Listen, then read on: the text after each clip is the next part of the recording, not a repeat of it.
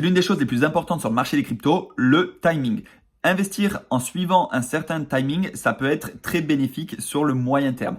Il y a ce qu'on appelle des narratives. Par exemple, pendant le précédent bull run, on avait la narrative des NFT. Il y avait tout qui pétait au niveau des NFT. Aujourd'hui, on n'en entend plus trop parler.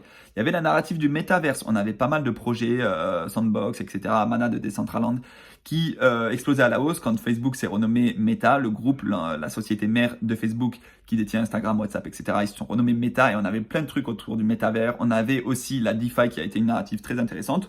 Aujourd'hui, les narratives, elles sont pas forcément les mêmes. On parle beaucoup de RWA, les Real World Assets, c'est-à-dire la tokenisation d'actifs réels. On a aussi le narrative sur l'intelligence artificielle.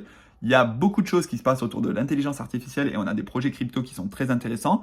On a aussi pas mal de crypto au niveau du gaming, donc c'est une narrative qui est intéressante. Après, ça va pas être possible de surfer toutes les narratives. Investissez là où vous comprenez, là où il y a du potentiel selon vous. Moi, par exemple, l'IA, je pense que ça va